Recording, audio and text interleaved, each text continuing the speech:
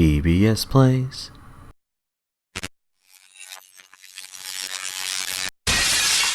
Again, I need to remind myself that you probably should know that.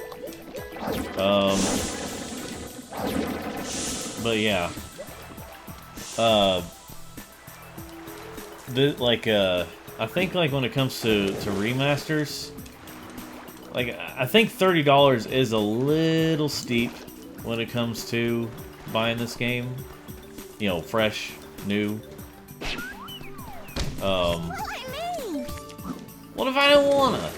No, I'll do it. And mines. The mines are right dangerous, mate.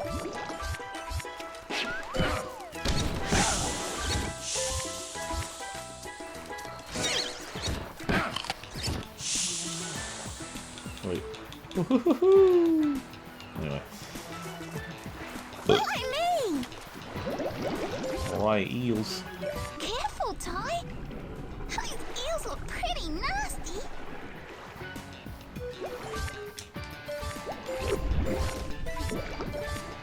I wonder if they actually hurt you or not. Stay out of the way of those sharks. They're big meanies. Press the action button to swim into the cage. Press the action button again to swim out. Yeah, it was like those lines there. It's in the GameCube version, at least. It suddenly went Japanese. Hey, Ty. Pretty sure that was a glitch when that happened.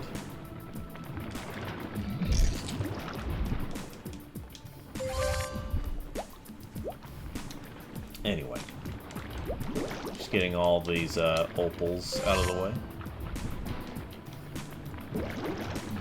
No! Right here. Huh. Not all of them have them. I keep forgetting that.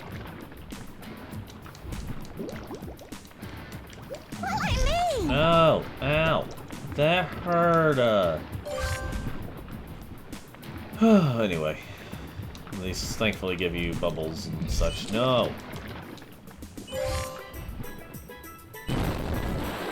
Oh yeah? Let's say, did it just kill that shark?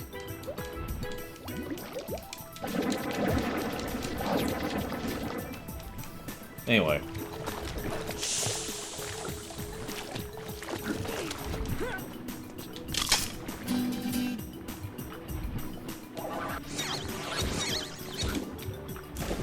So, I'm playing this game. Use your thunder. Oh. Wait.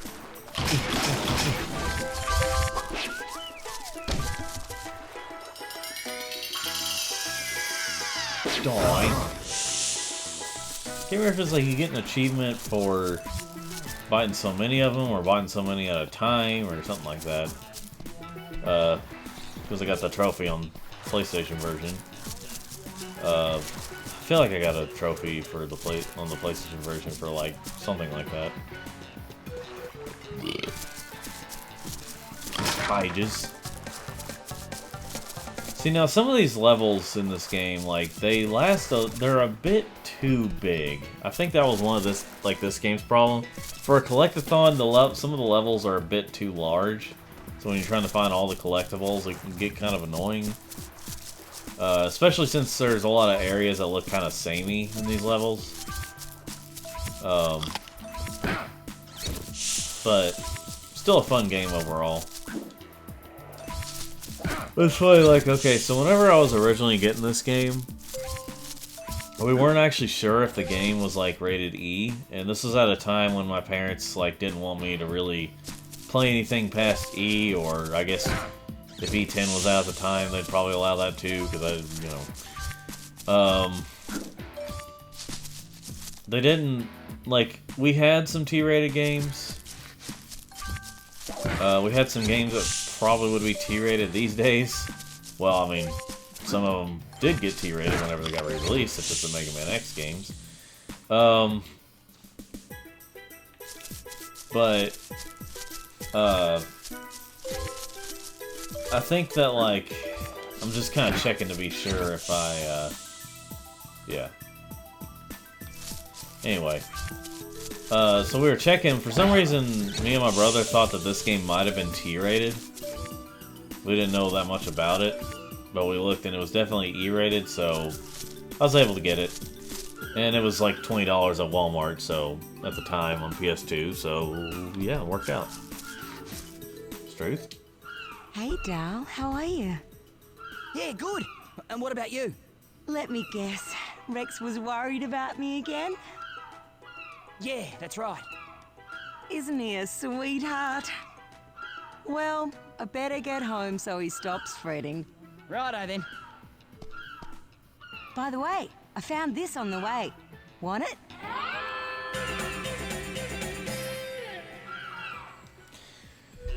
Thank you, doll. Darl? Whatever you said. I'm trying to remember. Oh, yeah, this.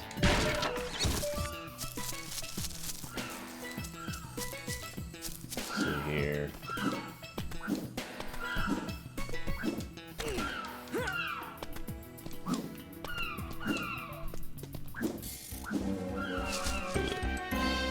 And of course, you can fly to anywhere from here.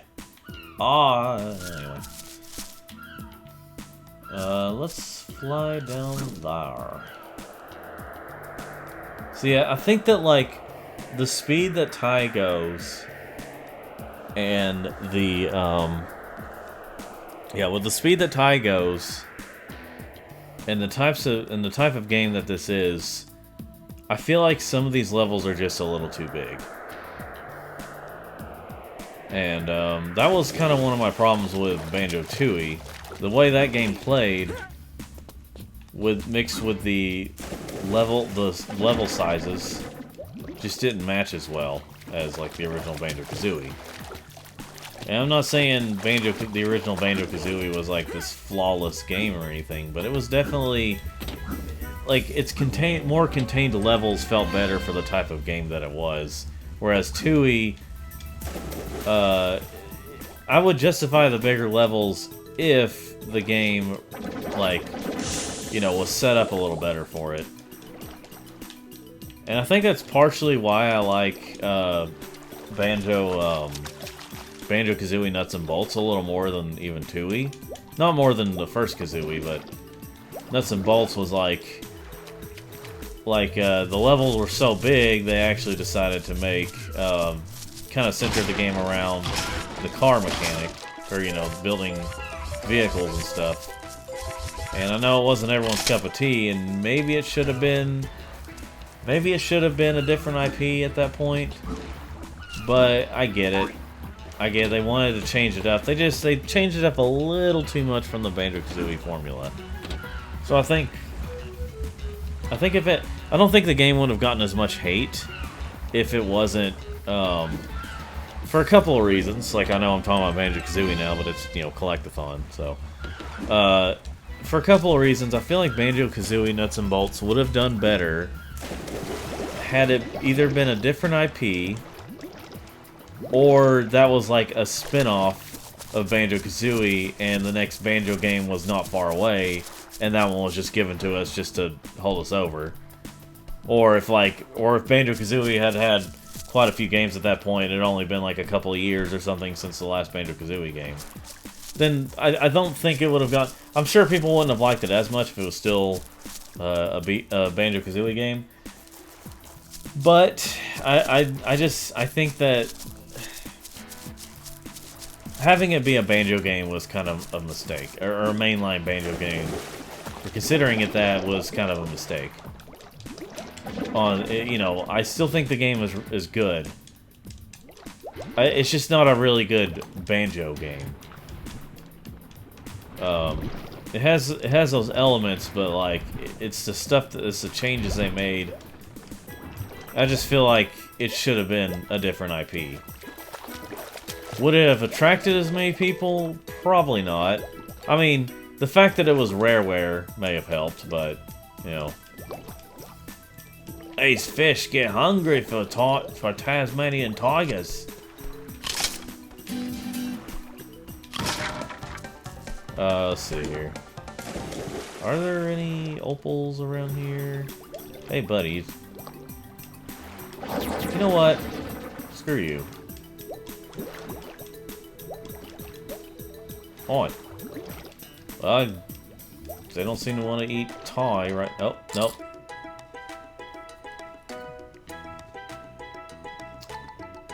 Got vored there, mate, by fish.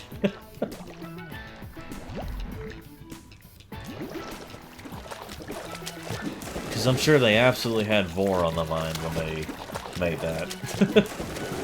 You know, sometimes, I mean, when it comes to like these big creatures, usually they just kind of, you know, who knows though? I don't know for sure. Anyway.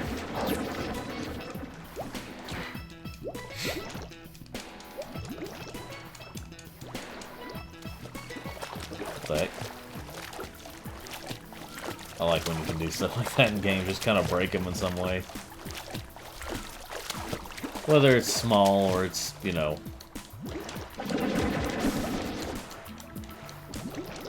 Yeah, this used to confuse the heck out of me.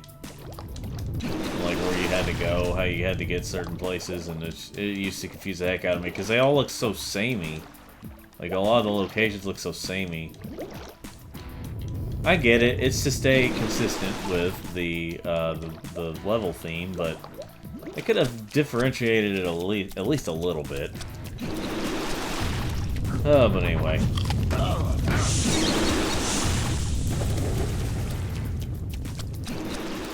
Yes.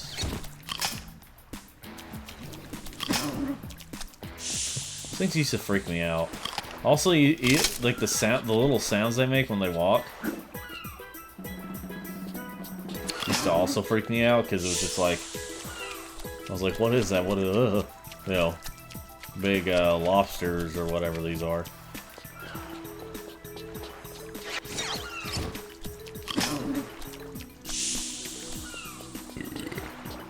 I should go ahead and get those. I know I'll have to go all the way back around just to get back there, but it's probably going to happen quite a few times in this playthrough.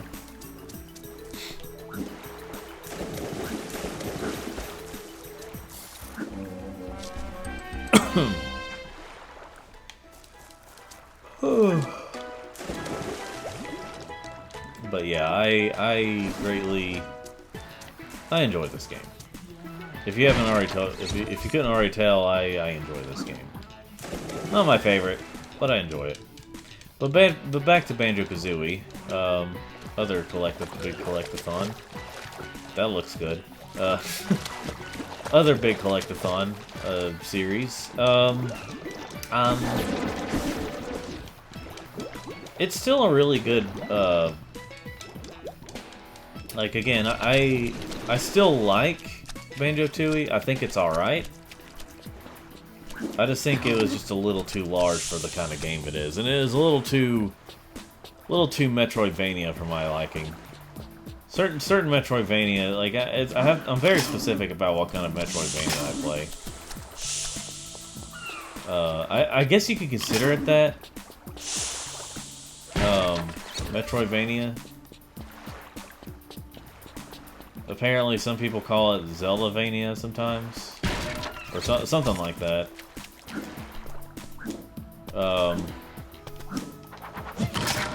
Because I never actually realized it, but a lot of Zelda games actually are kind of Metroidvanias. Now, as far as I know, Metroidvanias mean a lot of backtracking, just with new items in certain areas. It's another one of those genres where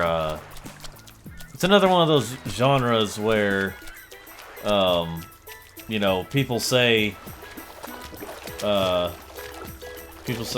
don't like backtracking," and like their favorite genre is like Metroidvanias, when that's literally the backtracking genre. Like that's in the DNA of Metroidvanias is backtracking. So it's extremely hypocritical. Okay, it'd be better if they described what they mean more. Like if they said like, I just like the backtracking of Metroidvanias because it's set up better and it's in, you know, I like the setup of it better more than these other games that make you backtrack. Even though you don't do it as much, it doesn't feel as good in these games.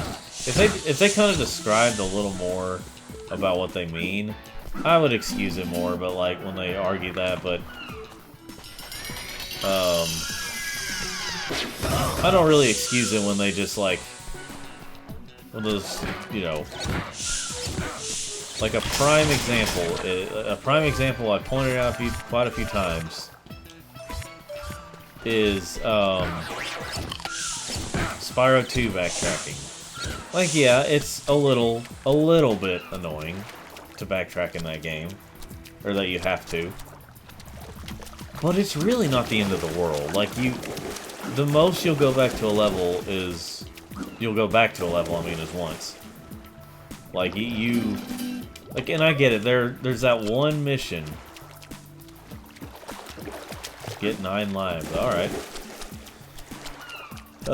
I get it, there's that one mission in, Fractured Hills where, like, if you didn't know that you had to do the mission over if you come back to the level, and you do the mission, and it's, like, one of the most annoying missions in the game, like, okay, I get that, but, like, that's, like, one time where that happens. It's annoying, but you don't have to do the mission. You can save it.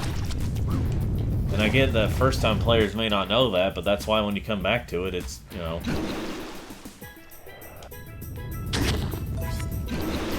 But yeah, basically, I think people, you know, they just kind of have a screwed-up way of looking at things. Anyway. I'm just kind of waiting around for him to get all these eggs. I'm calling them eggs because I look like eggs. Ugh. Because collectathon. Let's see here.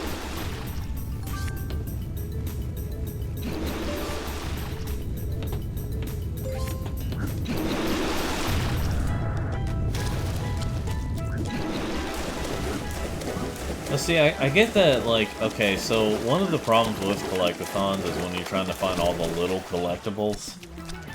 And then, like, there's some that are, like, a little too scattered about. So when you're trying to find them, when you're trying to find all the little collectibles, it's like, I know it's supposed to be fun to explore and get everything, but it's when it gets annoying, when you fail at it whenever you get tired of exploring, when it's a little too hidden. And like some of these, like right here, these opals are some of them are a little too hidden sometimes. And given how big these levels are, and a lot of places look samey, I get a headache trying to find them all sometimes. Okay. Okay, alright, you know? Why don't we save this for the... Okay. I just had to do that.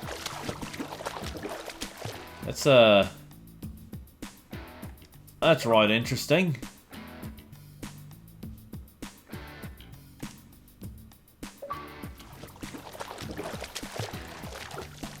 Okay, I can't dive. That looked like a penis right there. Anyway. That's cool. You know? Cool. Well, there's a good old clip for my, oh boy. Well, won't this be good? Won't this be fun? I'm gonna find a way out. This isn't good. Oh boy. Right then, mate. Try jumping out here. That's not working. Well, I can dive, that would help, but I can't dive right now.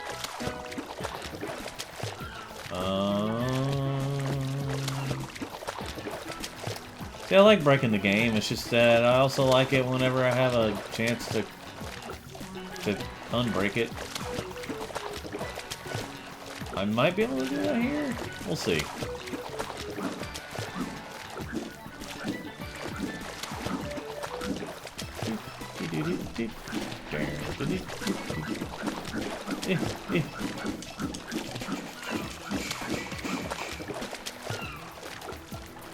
This is it's a bit of a problem here. Oh boy. Can I dive at least? Thank you. That's what I wanted to do in the first place. Okay, let me go back to the area where I was diving. Thank you.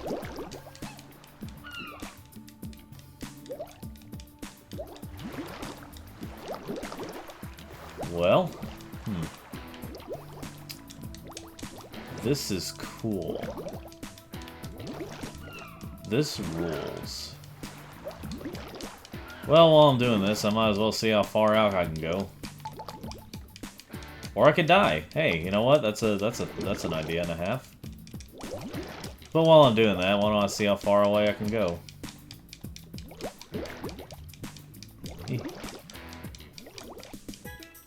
Whoa!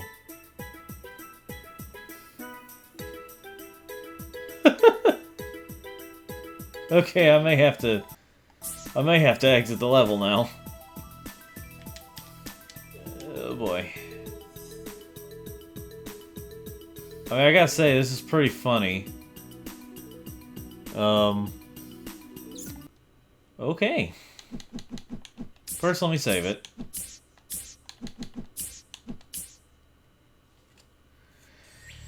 That was an interesting experience. Let me tell you. That was quite an interesting experience I just experienced there. That has never happened to me. I blame the Let's Play curse. Even though there's no such thing, I blame the Let's Play curse.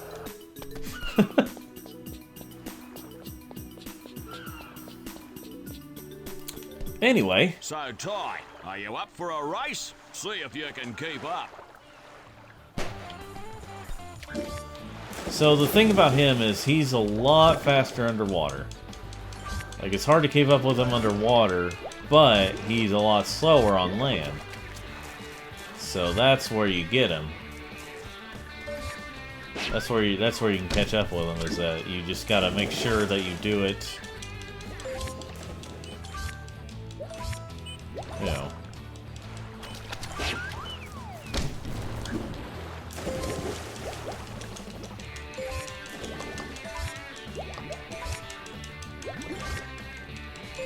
So yeah, considering where the finish line is at,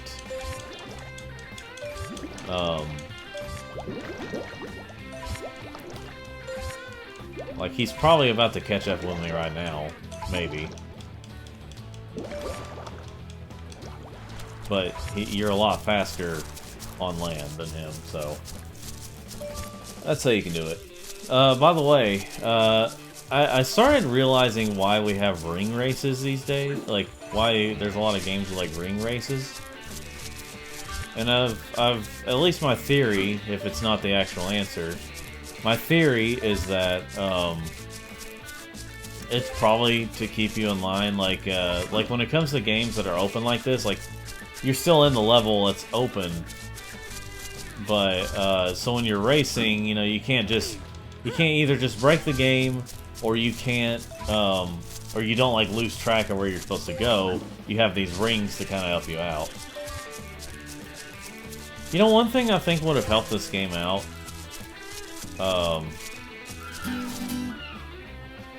You little ripper, you fair dinkum beat me. I've trained you well, mate. My swimming coach gave this to me when I first beat him in a race. Now I want you to have it. Gee, thanks, mate. Cool!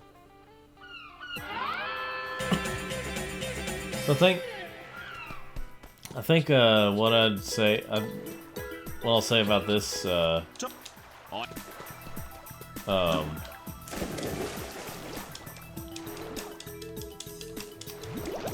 was I saying? Oh yeah, ring races. Like, I think when it comes to stuff like this, having ring races is to help you keep track of where you're supposed to be going. They're my favorite types of missions. It all depends on the game. Like, I think when it comes to games that, like, have certain time trials or certain races where you barely win, or if you make one teeny tiny mistake, you can't, like, progress. It'd be one thing if it was, like, for, like, some sort of, like, bragging rights or something, or to completely 100% the game.